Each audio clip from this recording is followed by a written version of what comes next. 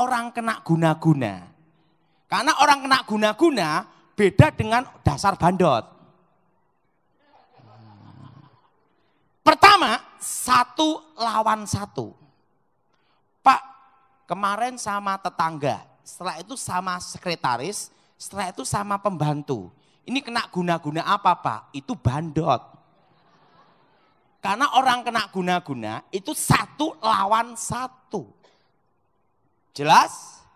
Karena suatu kali ada seorang pengusaha, istrinya ngomong sama saya, Pak Daud, tolong tumpang tangan suami saya. Ini kena guna-guna. Kemarin sama sekretaris, sekarang sama pembantu. Saya itu tetangga. Sekarang sama teman saya Pak Daud, teman gereja lagi, gitulah. Tolong dicekkan, ini kena guna-guna bukan? Saya lihat, ini bukan guna-guna, bandot. Kalau bandot perlu doa sendiri. Nah, yang pertama, orang kena guna-guna itu adalah 1 lawan 1. Jelas? Jelas? Yang kedua, waktu malam Jumat atau malam tertentu ada bau wangi menyengat. Itu biasanya daun pandan atau kembang kantil atau melati. Itu di dalam rumah, tepatnya di ruang tamu. Dan itu baunya wanginya gini, breng, lewat. Pak, kalau wanginya menetap, itu minyak wangi. Kasusnya beda lagi. Nah, jadi waktu malam tertentu, tengah malam, dan seorang anak kadang peka. Karena apa, Dada? Karena ada hubungan batin yang diputus. Makanya orang yang terkena guna-guna, itu keluarganya, itu selalu bermimpi aneh-aneh, Dada. Karena itu tanda firasat, namanya ikatan batinnya diputus, ada akibat di situ, saudara. Yang kedua, bau apa, Dada? Wangi. Yang ketiga, lupa istri, lupa anak, lupa orang tua. Kalau bandot, lupa istri, ingat anak. Atau lupa anak, ingat orang tua. Tapi kalau kena guna-guna, dia tidak ingat. Yang keempat,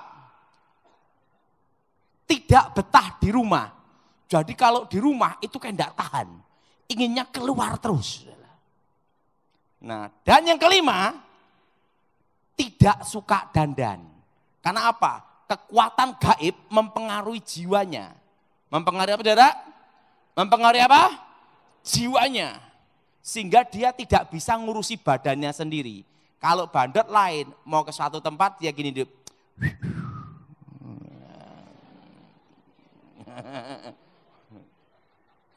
Nah, kalau kena guna-guna, dia tidak ngurusi dirinya.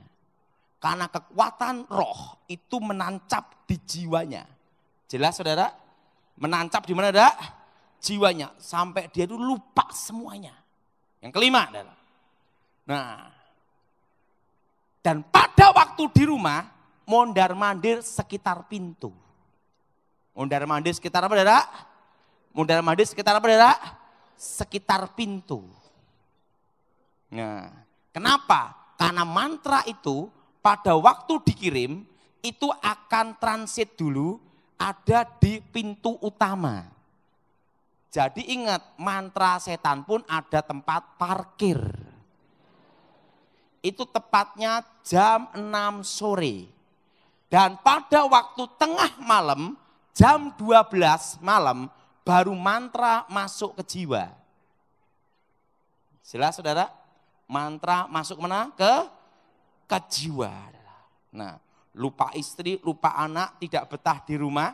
Dan yang keenam, yaitu pada waktu tidur, tengah malam, itu akan ada perang batin. Karena hati nurani tidak mencintai. Tapi kekuatan roh mengikat untuk menguasai alam bawah sadar. Sehingga kalau tidur gini, Saudara. Kenapa gini gerak-gerak gini? Karena hati nurani tidak mencintai.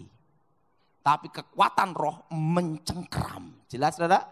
Kekuatan roh, Saudara, mencengkeram. Dan ingat, keluarga pasti akan banyak mimpi-mimpi aneh. biasanya mimpi ada ular. Nah, ular itu apa? Lambang setan. Ngomong sama sebelahnya, kamu bukan setannya. Ular atau penampakan roh perempuan. Nah, bagaimana kelemahan guna-guna?